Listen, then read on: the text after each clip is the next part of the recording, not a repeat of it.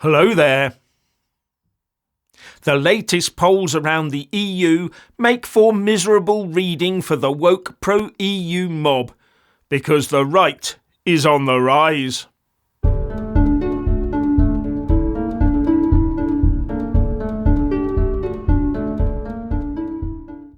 Here we go, some great news to cheer the Brexiteers and the growing number of Eurosceptics in the EU member states into the new year with. Because if recent polling is to be believed, the left is on course to take a battering at the hands of what is still being called the far right in the next EU MEP elections due in June 2024.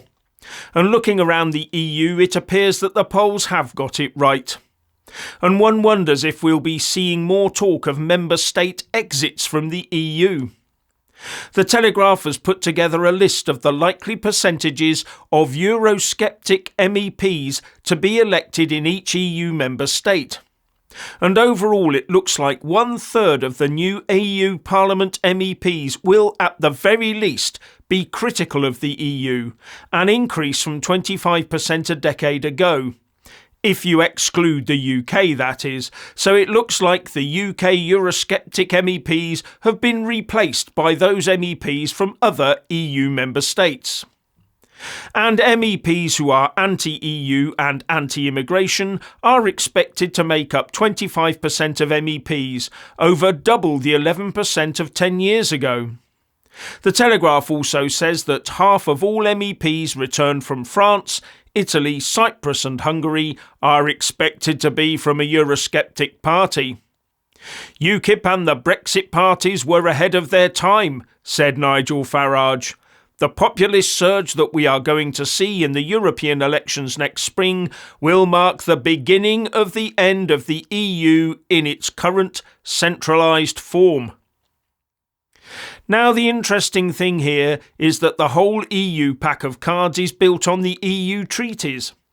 And to change the EU treaties requires unanimity. So for the EU to change its current form, it has to amend those treaties. In the past it was relatively easy to amend the treaties because the vast majority, if not all, of the domestic politicians who got together around the EU Council table where the major decisions are made were of one EU mind. That is, the thinking that more EU is always a good thing. The Guy Verhofstadt view of the world. So changing treaties to reflect that was usually pushing at an open door. Except when they tried to openly get a new EU constitution through, to override the nation states, that is. That idea came up against the stopper of referendums and democracy, something they had to water down a bit and rename it as the Lisbon Treaty. And that should have been a warning to them that messing with nation states is not a good idea. So although our leaders think that they know better and that more and ever closer union to form what is essentially one country is the right way to go, the ordinary citizens do not generally agree. Now the EU Commission is a self-serving power bloc, and as such it will always go for more and ever closer union. That is its only reason for existence, apart from dragging more countries into the web, of course. And generally the EU Parliament was filled with pro-EU types, which even in the face of UKIP dissent would always find enough votes to push the EU project further forwards. So the reality was that if you could get policies through the EU Council, they would become law in due course. But now that EU member state domestic politics is beginning to swing back towards the right, many of those domestic politicians sat on the EU Council might not now be so amenable to rubber stamping everything through. They could end up causing a gridlock in EU decision making. And the larger the number of Eurosceptic MEPs there are, that would also cause problems. No wonder there are so many ideas floating about in Brussels at the moment about stripping member state EU Council vetoes away from as many areas of law and decision making as possible, something that would also require treaty changes. Now, the biggest problem for Brussels is going to be how to bypass those troublesome states in order to keep the wheels on the bus in the short term. The Brussels Eurocrats need to keep the machine running, because if they don't, the citizens might wake up one day and realise they don't actually need it. Not only that, they might find out they are better off without wokists comprehensively ruining their lives. Be in no doubt, there is a lot at stake here for the vested political interests in the EU. And if the EU ends up being forced to change, we might end up with an EU on our doorstep that is acceptable to Brexiteers. Now, another interesting development is that Germany and the Eurozone are predicted to see several years of economic stagnation. This makes bankrolling the vast EU programmes that much harder, unless they can find a way of leeching more out of the other member states. And one has to wonder how well that would be received.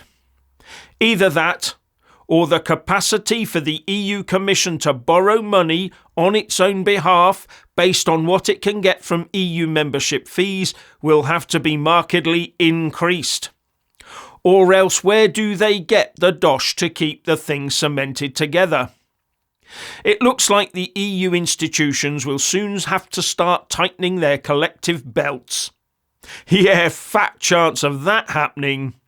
No, the little EU citizens will be expected to keep coughing up, either right now in the form of increased taxes, or in future having their taxes pay for the interest on member state and EU Commission borrowing. Remember, the EU has to get through its net zero commitments for a start, and that's very expensive. Then there's all that EU agriculture in Germany and Netherlands they have to shut down to save the planet, while the people starve. And if EU member state politicians are now much more prepared to point at Brussels and say, blame them, they have your money and power, how long before our excitable European neighbours start getting a bit uppity?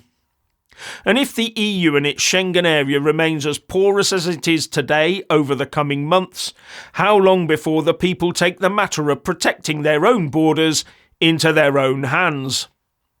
And on this side of the channel, how many lefty woke Ramonas would openly profess their desire to join what they would view as an organisation that is lurching over time towards the hard right? They would become the butt of many a jest, one thinks.